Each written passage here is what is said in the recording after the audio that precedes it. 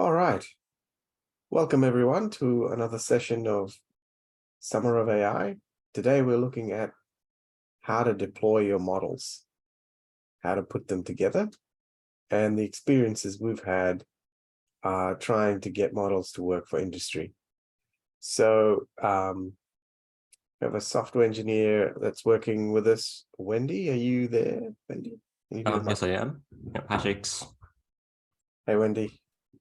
Yeah, you can start sharing your screen and stuff. Yep, sure, I'll do that.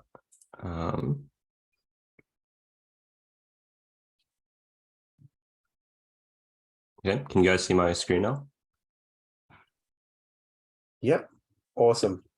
Yep, okay, so just get started then. Okay, so hi everyone, I'm Wendi, and today in my presentation, I'll be talking about how we can convert your Python machine learning models into their own standalone little, executables, so you can run inference on command line. So in this slide deck, I'll firstly go over a bit of an overview about some of the challenges involved in creating these executables.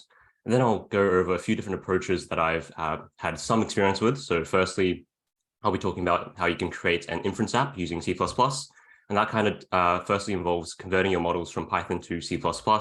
And for more details about that, I'll talk about the actual model serialization process in both TensorFlow and PyTorch. Then I'll briefly touch on Docker, but I think CU's given a pretty in-depth presentation about it, I think last week for Summer of AI, so I'll only discuss it briefly. And then finally, this is, I guess, the method I've been working with mostly, which is freezing Python programs using PyInstaller. So that's what I recommend for relatively simple projects or just really quick prototyping. It's definitely the easiest way to go. So I'll discuss what actually is this process called freezing. I'll discuss how PyInstall actually works under the hood to compile your projects. And then I'll give a bit of a usage tutorial and short demonstration. So getting started, you guys are probably somewhat familiar, at least, with Python for machine learning, because it's very good since you have lots of extensive libraries that you can use for data science and machine learning. You have stuff like Keras, TensorFlow, PyTorch, as well as some of the more general, scientific computing libraries, NumPy, SciPy, that sort of thing. Moreover, Python also has really nice syntax. It's very expressive and forgiving since it has very flexible dynamic typing compared to, some more strictly typed languages like your C++ and Java's. So this makes it very easy to understand and beginner-friendly, and your code is likely a lot more interpretable than if you wrote it in some of those other languages. On the downside, though, sharing Python projects isn't as easy as some of these other languages because it is an interpreted language. So it's essentially compiled at runtime, not compiled beforehand. So you can't kind of just compile it to a standalone executable directly from a compiler like, GCC for C++, for example. So you can't just directly share an executable for others to use. So instead, you do have to worry about lots of different dependencies. So for example, Python versions, as well as the versions of all your different Python libraries that you've installed into your Python environment. And since we're doing deep learning, you likely also have to worry about a lot of different system dependencies, especially stuff like CUDA libraries if you're working with CUDA or GPU accelerated models. So there are a few different ways to share Python code. If you are just sharing your code with collaborators, so people who know how to use Python and how to code, or if you just want to use your existing model, I guess, as kind of like a submodule within a different Python project, then you can probably just go the more standard route and do some version control using Git to kind of keep track of all your different dependencies and versions. And you can also just simply create a installable Python package that you can install via pip if you put it on the whatever the website was for the Python repositories. But on the other hand, if you want a standalone executable, so if you want it to be used by users without Python, or if you just want to create a really, independent simple command line app that can be just used on its own without having to open an IDE or a Python interpreter, then there are a few ways to do this, which I've already briefly covered in the introduction. So serializing the model into C++. This method is probably the most customizable one, which I would recommend for doing very in-depth app development. The next one is Docker, which is the most robust and reproducible option. And finally, Python freezing is the most easy to use and great for prototyping and relatively simple applications. So to get started with, I'll first start with going from Python to a C++ inference app. So the main reason you might want to do this is because you kind of get a workflow which combines the best of both worlds in developing Python and C++ at the same time. So with Python, you get access to your familiar machine learning APIs for developing and training your models, so TensorFlow and PyTorch and stuff like that. And then if you can somehow move your Python model to C++, then you can run inference in C++, where you potentially get lots of speed and efficiency advantages. However, I do believe that both the TensorFlow and PyTorch backends do have extensive C++ implementations of, I guess, low-level operations and numerical stuff. So you might not see that much, I guess, improvement directly in the model running stage. However, if your inference app actually depends on a lot of, I guess, other functions which aren't just raw TensorFlow or PyTorch operations. For example, if you have very extensive pre-processing stages, or if you need to do a lot of input argument passing or input and output processing, then you might actually see quite a speed improvement from rewriting that code from Python into C++ because it is a statically and not a dynamically typed language. So the only thing that remains here before we can get to step 4 is you need to figure out how to do step 2, which is how can we move a Python model into C++. And the way to do this is called serialization. So in computer science, this is defined as the process of translating a data structure or object state into a format that can be stored, transmitted, and reconstructed later. So optimally, you kind of want this object state to be somewhat universal. So you don't want it to just only be compatible between the exact same Python environment. You potentially want to be able to serialize a model that's written in Python and then import it into a C++ environment. So for serializing machine learning models, there are two main things to consider, and those are, of course, the weights and architecture of your model. So the weights are fairly easy to deal with, since I guess for most models, they're essentially just a whole bunch of matrices for your different layers. So you can kind of just store them essentially in any format that supports float arrays, so like .mpy files or .h5 and so forth. And moreover, when you're so after you save the model and then you want to load it again into a different environment, you want to know where to assign each of your trained weights. So you want to figure out which layers to assign which weights to. So typically, in addition to the raw matrix values, you'll probably store some sort of data structure like a dictionary or a hash map, which just maps an identifier or like a name for each layer to their corresponding saved model weights. So that's the easy part. The hard part comes from actually serializing the model architecture. Since if you're developing in Python, these are probably written as Python classes. So if you're using Keras, it's probably a subclass of Keras.model. If you're using PyTorch, it's likely a neural network.module subclass. And these are very hard to directly, I guess, convert to C++ unless you basically completely re-implement your models from scratch from a Python object-oriented type of code into C++ classes. So what we can do instead is, instead of actually trying to directly convert our source code and our object-oriented implementations of our models, we can instead kind of save an intermediate format, which will be a computational graph, and these can be generated relatively easily from both TensorFlow and PyTorch. So firstly, what actually is a computational graph? Well, these graphs look something like what I have on the left. So they are a directed graph where nodes correspond to numerical operations. So you can see here there's matrix multiplication, there's addition, and so forth, as well as I think there's ReLU for your non-linearity. And these are all nodes in our directed graph.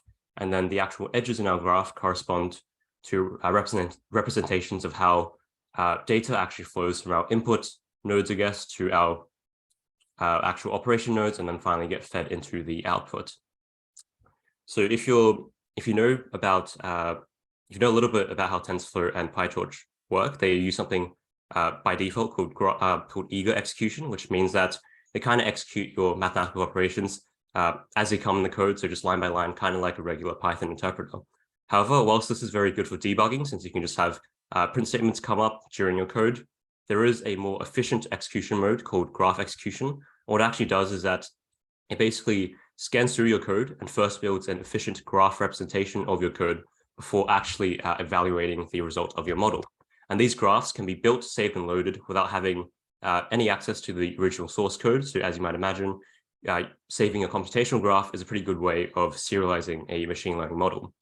So there's actually two primary types of computational graphs. The first one is what's called a static graph, and these have a fixed structure and cannot change at runtime. So all the nodes and all the edges and all the types of nodes and how the edges are connected between nodes is all completely static and cannot be changed. The benefit of this is that these graphs are fairly easy to optimize. I think a lot of these APIs just do the optimization automatically. However, the downside though is that they cannot capture any form of dynamic control flow. So what I mean is, for example, if you have a more complicated model where, say, you're considering this node here, maybe you want to actually feed the input of this node to a different node if the input satisfies some sort of condition. But if it doesn't, then you want to go to the default value of this node. You basically can't do this with a static graph since all the branching is completely fixed and cannot change at runtime. Moreover, with a static graph, you also can't handle any sort of debugging outputs that are executed at runtime. So to get across this issue, there also are things called dynamic graphs, which can change structure and have dynamic branching at runtime. And these are a lot more flexible with respect to the types of models that can be represented, but they are also less efficient. However, I think the efficiency issues only really pose themselves for very complicated models. So in general, I think using a dynamic graph is probably better. And TensorFlow and PyTorch both have their own formats for tracing, generating, and saving dynamic graphs, which I'll talk about now. So for TensorFlow, if you've done any logging or saving of TensorFlow checkpoints, you probably have come across the H5 file, which is a bit of an older format for saving models. And essentially this format only saves the weights of the model. So it basically just saves a dictionary mapping layer names to tensors. Using this format is okay if you have a relatively simple model, which just uses, I guess, native TensorFlow layers. So if your model just has dense layers or conv layers or like any of those common layers, then it's probably fine to use the H5 format since TensorFlow already knows how to implement all of those layers. On the other hand, you've probably seen that if you have written any of your own layers, then these all require import statements before you actually can load and run inference. So this is kind of what you have to do. So if you look at this block of example code, if, for example, I have a model which makes use of two custom layers, custom layer 1 and 2, then when I load the model into Keras, in addition to feeding it the weights, I also have to feed it a optional keyword argument, custom objects, in which I give it a dictionary mapping the names of layers which use custom layer implementations to the actual classes which implement those layers. So the issue here is that to load a model that uses custom layers using the H5 format, you do need access to the original Python module that's implementing your custom layers. And of course, this isn't very convenient for use in C++.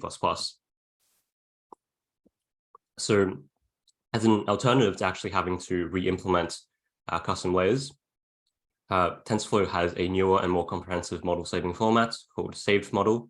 And this, in addition to saving weights, also saves the architecture of your model by tracing subgraphs of all the call functions, I'm pretty sure, within your custom layer and class objects. So this format can actually also support dynamic graph branching because it has support for conditional nodes. So I believe it supports both if statements, else statements, as well as Boolean operations like your and or not exclusive or that sort of thing. So you can implement some more complicated control flow. And this format is supported by the C++ API, so you can both restore native and custom objects without actually having access to the original code implementation of those objects. So these two lines are just the two different ways you can actually make use of the saved model format. So if you're, I guess, coding in plain TensorFlow and not Keras, then the tf.savedModel API is what you want to use. So that essentially can convert any subclass of tf.module into a saved model format. On the other hand, if you are using Keras, then things are actually even easier, since the default save class method of tf.keras.model already has an option. So the save format keyword argument can be used to save your model into the save model format. I think in newer versions of TensorFlow, the saved format's default value is actually already TF for saved model. So probably don't even need to actually directly give this argument explicitly. So yeah, that's how you can do serialization in TensorFlow. Now, moving on to PyTorch. PyTorch is something pretty interesting where we've got the kind of own built-in scripting language called TorchScript, which is actually a statically typed subset of Python that supports only a small number of types and operations which are required for implementing neural networks. And this is supported by PyTorch's C++ API. So there are two primary ways of using, there are two primary functions for serializing models into TorchScript. The first one is torch.jit.trace, which is used for saving static computational graphs. So if you look at the example call of this function here, you can see that what you do is you essentially feed into your model a dummy input. So this is just a randomly initialized torch tensor. And basically the function will just look at what actually happens to this tensor as it's being fed into your model and generate a static computational graph. On the other hand, if you have any sort of dynamic control flow, then you can try using torch.jit.script, which tries to, I guess, intelligently translate entire classes into TorchScript. However, I think I've read in various threads that for very complicated applications, it doesn't always work in a foolproof manner. So I think for very advanced users, they actually typically combine tracing computational graphs automatically, as well as directly scripting in PyTorch to kind of enable some of these more complicated functionalities. So to use this function, there are two ways.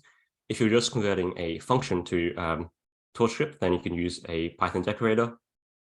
If you are using a neural network.module, then you can just call the function on your model instance. I think what it actually is doing under the hood is just decorating, I think, the forward pass of the neural network.module class. So yes, that's how to implement, that's how to do serialization in both TensorFlow and PyTorch. So to finish off my C++ part of the presentation, these two links here are where you can find documentation and install the respective C++ APIs for both TensorFlow and PyTorch. And both of these come with useful functions for directly loading their respective serialization formats. Just to add a bit more, if you're using TensorFlow, you might not actually have to use the API directly because there are actually third-party libraries such as Frugally Deep, which actually implement an inference-only subset of TensorFlow. So this means it has, so it's basically very similar to the TensorFlow API for C++, except that it only has layers for inference, only functions and layers for forward pass. It doesn't have any of the backpropagation or loss or training features. And this means that you can feasibly use these libraries instead of the official API to create a much smaller footprint application, since it doesn't have any of the other unused functionalities if you're just creating an inference app. Moreover, since it's C++, you can of course combine using these APIs with many of the popular development frameworks available for the language to write a very polished production app. But the negative to all of this is, of course, whilst models can be very easily serialized from Python to C++, other supporting code, for example, if you have a lot of extensive input passing or preprocessing or anything like that, then it needs to be rewritten in C++. So there is a lot of additional development required, and it requires you to also be quite familiar in C++. So the other two approaches I'll be covering, aside from this, what happens if we ignore the C++ stuff and just bundle an entire Python interpreter into our application? This is, of course, going to be slower and less efficient, but it's going to be a lot easier in that you don't need to do any additional development, or probably like a little bit, but definitely a lot less than if you're rewriting your inference app into C++. And this method is going to be a lot easier for just doing quick prototyping. So we'll start off with just by quickly giving a refresher on Docker, but Su's presentation does cover this in a lot more detail. So what Docker does is essentially it creates a container for the application, and a containerized piece of software is essentially a unit that bundles together all code and dependencies as long as it's above an OS level, which allows an application to run quickly and reliably across different computing environments. So creating a Docker container is very robust against reproducibility issues, since essentially a single Docker container will bundle together every single dependency from your Python packages and libraries to other system dependencies like CUDA libraries all into the package, so you don't have to worry about if a machine you're running it on actually has those dependencies installed. So it's very good for deployment across many machines. The negative, though, is that there is quite a substantial learning curve for developers and users to learn how to create Docker images and also how to actually run shared Docker images or containers. So it's probably not the best for users who might not be too tech savvy. And moreover, since you're bundling together all required dependencies, things like CUDA libraries, which are typically quite large, will basically render your output container size quite large as well. So it's probably not suitable if you just want to make a very simple tool or a lightweight executable, because I think just including CUDA libraries will make it at least a gig or two. So that finally brings me to Python freezing, which I guess kind of follows a similar idea to Docker, where you try to bundle dependencies into your application itself. But as the name suggests, Python freezing only includes Python dependencies, so your source code, any used libraries that you've installed in your Python environment, as well as your Python interpreter itself. So they typically don't include actual system dependencies, which means they might not be as robust as using Docker, but the file size will be a lot smaller. So the reason this method has a name freezing is because these created archives are executable but aren't modifiable. So they say that the code is frozen. So these archives can be executed without any dependencies or even Python, or without any Python dependencies. So you can essentially run it as a standalone app, although, as I mentioned before, standalone dependencies might still affect it.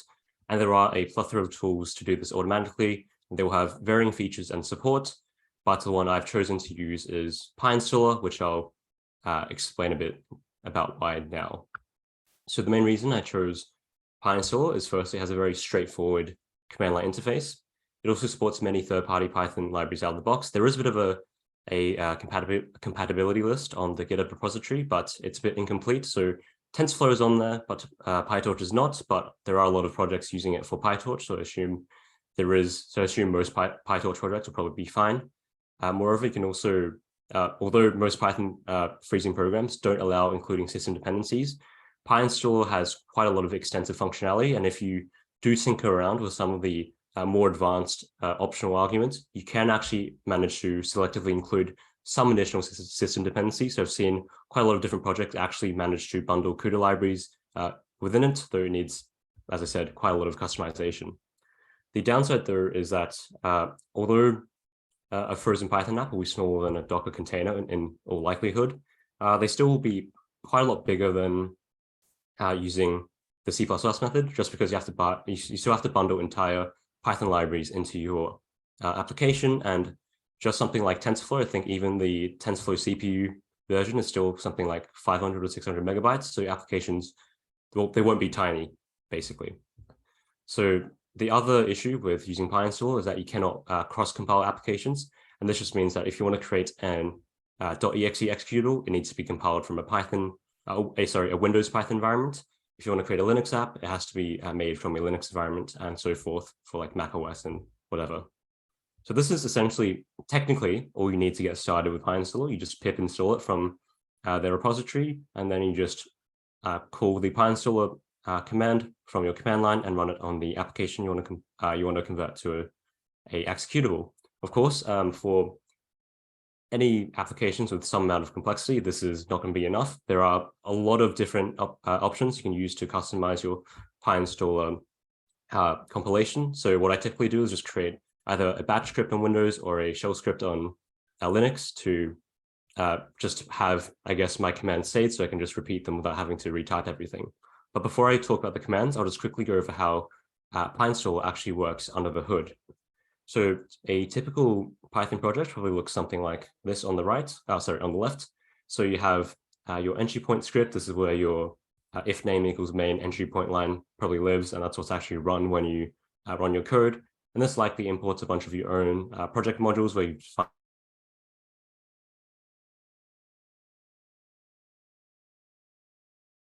on pre-installed libraries in your environment, so low-level stuff like NumPy or PyTorch and so forth, and these live on your system Python path environment variable. So what PyInstaller does is that it firstly performs code analysis. So it recursively traverses through import statements all the way from your entry point script through your project modules, all the way to your installed libraries to figure out every single dependency of your application. And then it basically just makes a list of all of those. Do note that PyInstaller does have some trouble with using dynamic imports. So if you're importing stuff at runtime, for example, using the dunder import function directly, or if you're manipulating the sys.path variable at runtime, then you need to actually manually feed it the additional paths that it should search. So this is kind of just like manually appending path to your Python path, more or less. And then after PyInstall has done that, it generates a spec file. So the .spec file for PyInstall actually contains runnable Python code, which tells PyInstaller how to actually build the application. This is typically automatically generated, and it doesn't really need to be modified in most cases. But if you dig around their documentation, you can see that if you do modify it, you can actually achieve some more advanced functionality, which might be handy. Finally, to build the bundle, PyInstaller just compiles all the detected Python dependent sources into .pyd files, and these are essentially dynamic linked library binaries, pretty similar to Windows DLLs. And the Python and your actual Python interpreter is also compiled to a .dll. So, before I go into a complete example script, I also have some notes about what you should probably do to set up your compilation. So, very first, this is probably the most important thing. I'd highly recommend compiling your code from a clean environment, so a clean Python virtual environment or a conda environment that only contains packages you need for your application installed. This is because otherwise, PyInstaller will bundle into your application a lot of unnecessary files, and that will include the size of your application. This is because stuff like large APIs like NumPy and TensorFlow typically import a whole lot of different other libraries, and if you have them installed, even if you're not using them, PyInstaller will probably find them and try to bundle them into your application. So for example, if you're only doing CPU inference, you should have a new environment that installs only TensorFlow CPU. Otherwise, if you have CUDA installed, then your CUDA libraries will also be bundled. They might not even work that well, because I think bundling them directly instead of actually bundling them via, I think PyInstaller has a tutorial on how to actually include system dependencies properly. I don't think it actually work properly if you just try to use PyInstaller to search through the Python dependencies. But yeah, so bundling any unused libraries will just waste a lot of space in your application, and that's probably not what you want. So moving on, there are actually two different compilation types in PyInstaller. So the first one is the Wendi option, and that creates a one-file bundle which has your compiled Python binaries and your Python executable, and your actual compiled executable as separate files. So if I go into my actual demo project, you can see here that, so I think my installed Wendi, this demo.exe folder, is an example of what happens if you use the one file compilation mode. So essentially, you can see here that the Python files have been compiled to .pyd files, and then my demo.exe file also lives in this folder. Sorry, I did see there are a few questions in the chat. I would probably just answer them at the end. So yeah, so that's how the one folder option works in PyInstaller. Moving on, there's also the one file option, which actually creates a one file bundled executable. So this is essentially the exact same as your one folder bundle, except that everything is compressed into a single exe archive. And the benefit to this is that it has a neater and small file size. So we can actually see this if I go back to my project. So if I open this in Explorer, you can see that the Wendi folder is 1.35 gigs. Whilst if I go into one file and then click on the actual exe, you can see it's only 500 megabytes plus another 100 megabytes for my weights file. So the downside to using the one file bundle though is that although it's small in file size, and that's good, the issue is that it takes a lot longer in PyInstaller to actually compile, and also at the first execution, it actually runs a bit slower, because what it actually does is essentially just extract everything in the archive into a temporary folder, and then it basically just runs your program as if it was in the one folder format. So finally, here is an example compilation script. So this one's a bit more complicated than the demo I'll be quickly going over, because this was actually for the project I was working on previously, which was converting Wei's Can3D segmentation model into a command line app. So, but the general structure still remains the same. So I'm just using xcopy here. This isn't part of PyInstall, it's just a Windows command. On Linux, the equivalent is probably just CP. I'm just using it to copy some data files. So you can see I've got some configuration JSON files, as well as a directory containing saved models. I'm just using the xcopy command to copy this into the same installation directory where my PyInstaller will compile to. And then here are some other useful options for PyInstaller. So I already mentioned the paths option, which searches. So you just give it additional paths for PyInstaller to search for import statements, and this can be used multiple times. And then there are a few different directories you can specify. So distpath, workpath, and specpath, respectively. The first one is where PyInstall will actually save your compiled executable.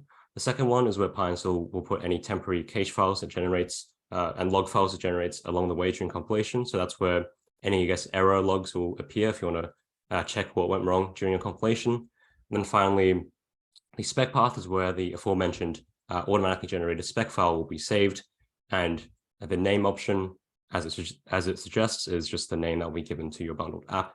And then finally, you just give it the path to the entry point script. So actually, I have one more slide before going to the demo. There are two things that I think are really important to note. The first one is if you're using the one file mode in PyInstaller, then the dunder file system argument, a system variable, which usually would give the current path of your script, actually won't work because it will probably just point to the temporary directory that's generated in one file mode. So what you actually need to do is check your system for the frozen attribute, which is either false, that's a default value if it doesn't exist, but otherwise it will be true if PyInstaller is in frozen mode. And then in that case, the sys.executable variable actually gives the correct location of your compiled executable. Otherwise, if you're just using one folder, then the dunder file variable is going to be correct. So that's okay. And then finally, if you're using the multiprocessing library for Windows, so if you're maybe like doing multi-threading for any sort of data loading stuff, then at least on Windows, I'm not sure why it isn't the case on Mac or Linux, but you do need to include this single function call immediately after the entry point to your script. So now let's finally move on to a quick overview of my demo project. So you can access this on my public repository at this URL, and let's just have a quick look at it. So this project essentially is just a very simple demonstration of how to use PyInstaller. It just basically implements a simple command line inference app, which is built around PyTorch's already included ResNet 50 implementation that's trained on ImageNet. It basically just creates a simple command line tool, which takes in a folder of images and then outputs a text file that contains the classification predictions. So I'll just quickly run this application so you guys can see what it does. If I just open my test directory into my Explorer. So you can see here that the test directory contains a data file with just 10 images from ImageNet. So now I'll try to run my executable. So I actually first run it without giving it the correct arguments, and I'll just run it with the -h option to show the usage instructions. So I think install the one file and then demo.exe. Oh, whoops, I need to use cd. Demo.exe, and then give it the data directory. Oh, sorry, I'll just use a -h flag for now. And it'll take a little bit of time to run because it's extracting the temporary folder and stuff.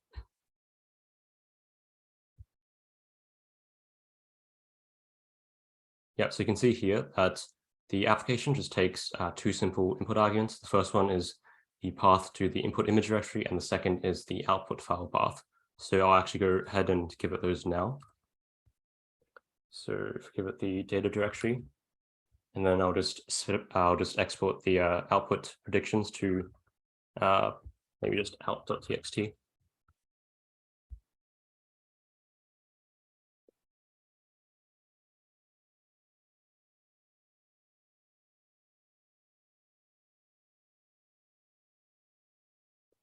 Okay, so it's found all the images in the data directory, and it's spit out the top 3 ImageNet predictions So the actual names of the top 3 prediction classes for each of the images.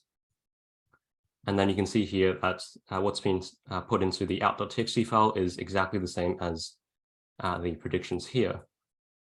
So now let's have a quick look at the code. So firstly, I have all my actual Python code in my source directory, and then the compile wonder and compile one file batch files just include my PyInstaller command for running compilation in both these 2 modes. So let's start by looking at my model.py. So this is just a very simple module which handles loading the model and loading the data sets. So firstly, the load resonate function just wraps a function call, just wraps a essentially a constructor to load Keras' built-in resonate model with a given weight and a hard-coded input shape. And then I have a image generator function, which applies Keras' included resonate preprocessing function to each image in your, to each guest batch in the generator. And finally, the get directory iterator function, as the name suggests, just creates a directory iterator for your data folder, which can then be fed into a Keras.model to run inference on. So the actual inference script firstly has a function for passing command line arguments. Actually, I think I'll go over this part first. So you can see here that instead of, I've got a bit of a funky import block here, where instead of directly importing TensorFlow and some libraries which are dependent on TensorFlow, I've actually first done a bit of,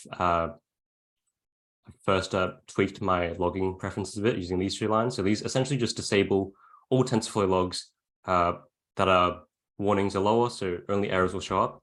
That's just because I think TensorFlow really doesn't like you running it from a frozen environment. It will typically like throw a lot of different warnings about stuff like autograph, about stuff like TensorFlow's built-in autograph features not being available in a frozen environment. So you can just use these logging functions to just basically suppress them. And then after that, I can import the modules that are reliant on TensorFlow as I need. So then I have my getArgs function, which is just used to pass input arguments from standard input. And I've used the very handy Python argparse or argument parser class to pass the input arguments, but also have descriptions and usage messages. So then finally we get to the meat of the program, which is the actual inference function.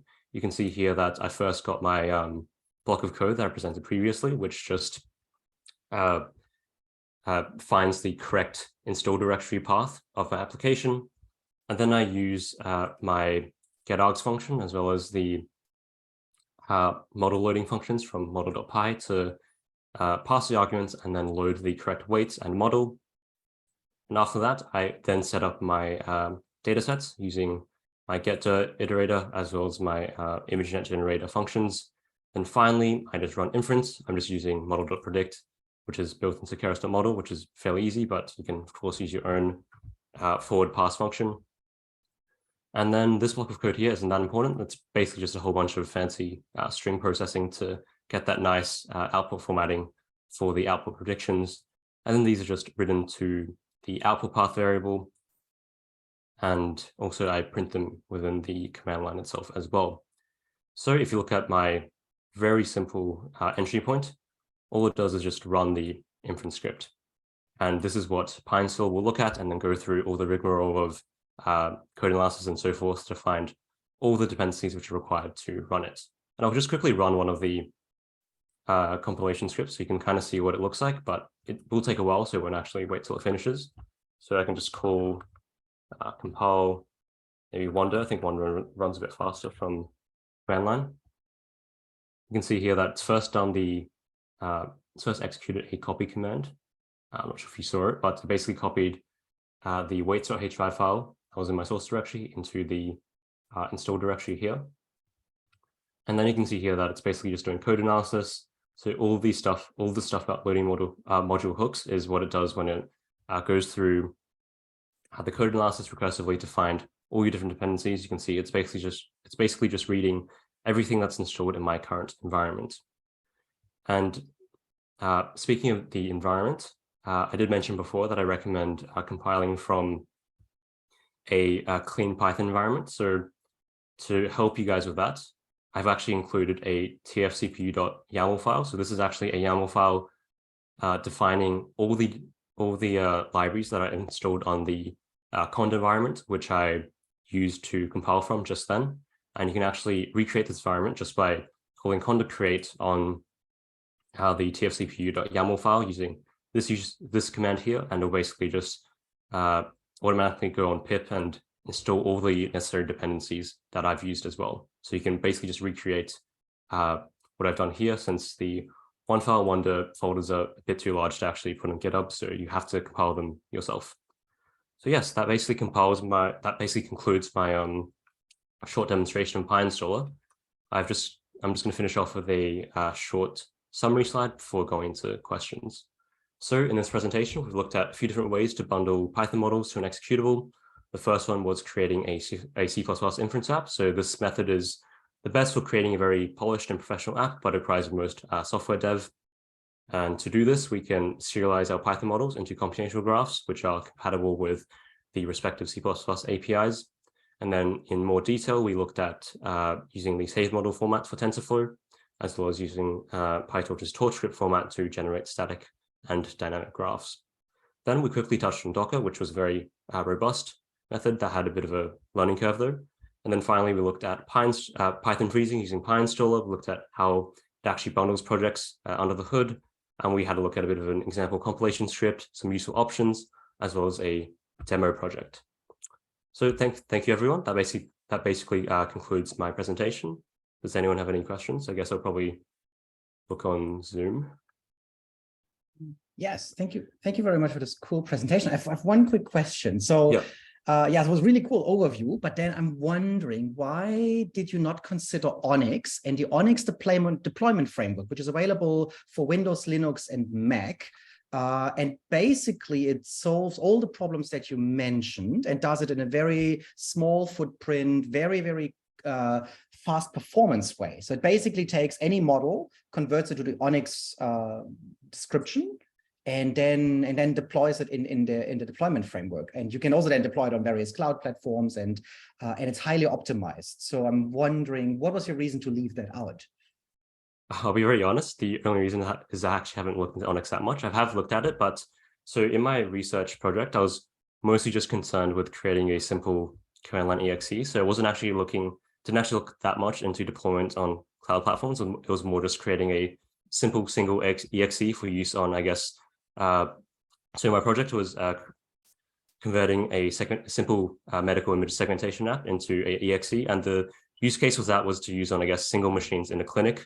So I guess I was more focused on just creating a simple command line app that was easy to use. But I do agree, I definitely should have, if I was going to look at deployment, I definitely should look into Onyx as well. So Onyx does exactly that. So it makes a little exe file and a little model file, and it's small in footprint and highly optimized. So it would do exactly what you said. That's why I was wondering. So yeah, okay. So it might be worth considering it, because definitely. Because it opens up a lot of possibilities. I did see on, I think PyTorch can automatically generate Onyx files, but I think I noticed that they mentioned it was a bit difficult to handle kind of those dynamic computational graphs. Do you know anything about how, like, I guess, dynamic control scripts? So you still have to freeze your graph, your computational graph. That's because when you export it. So basically, yes, exactly. So all the major frameworks can export to Onyx. And then you can also export from Onyx to all the major frameworks again. But yes, you need to freeze the graph. So you can't do certain things, but that's the case for all deployments pretty much. Yeah, so I guess if you have like something which needs more dynamic control flow, then you kind of need a more proprietary, I guess, saved format. Because I assume Onyx essentially just saves, I guess, well, it just saves the graph as, I guess, series of operations. Yes, I've looked at a tiny bit, but exactly. And it also optimizes these things. So for example, let's say you have a couple of operations in a row that you could summarize as one operation, it will do that. And with this, you get a really good deployment speed as well. So it has lots of Onyx optimized functions that do that. So yeah, for this, you need a fixed graph. So it's really made for, you got the model, you want to deploy it into the clinic. That's what it was built for. And yeah, it works really well. That's awesome. We'll definitely look into that. Thank you so much for your... thanks for that. It's good to see. Okay, so we might look at some of the chats. Yeah, thanks, Wendi, for the talk. Thanks, Stefan, for the comments. You've got, yeah, a couple Are of there any, oh, sorry, having a bit of trouble loading the comments up. Oh, there we go. questions in chat. Yep. Don't know why it's so zoomed in. Yes, I will share my GitHub link into my chats. Thanks, Jackie. And then, yeah, so I think, I'm not sure, okay, so you sent that message quite early, but yeah, so the issue is that the data processing pipeline likely can't be exported to C++ or anything directly. So if you're using my latter two methods, if it's just in Python, it's fine. But for the Python to C++ stuff, I think if your data processing is just tensor operations, so like if you're using some of those PyTorch or TensorFlow functions, you probably can include them into a serialized model. You can probably like create a separate, I don't know, like neural network module class or something just for the pre-processing. However, if you have any, if that also includes, I guess, stuff which uses other libraries, so just plain Python, then that aren't actually implementing, I guess, subclasses of supported TensorFlow or PyTorch classes that can be easily serialized, then you might have to re-implement those into C++. Yep, no worries. Yes, I will share both my slides and the GitHub link in the chat.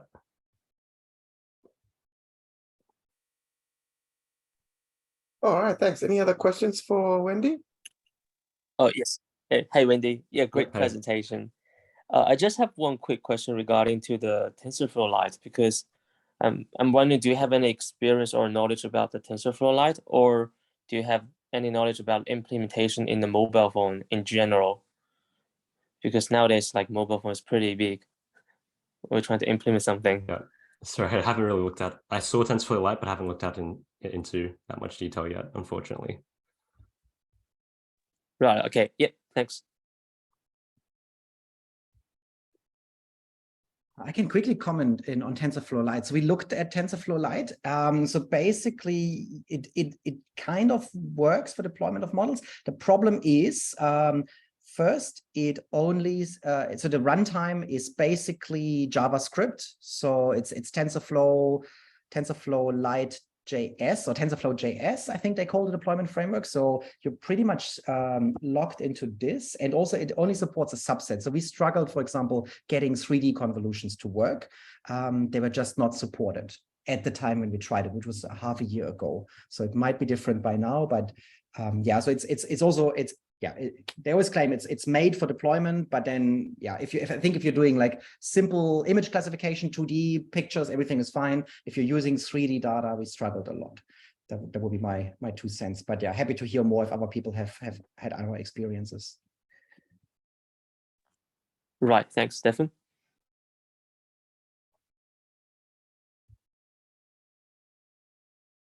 All right, maybe a last call for questions.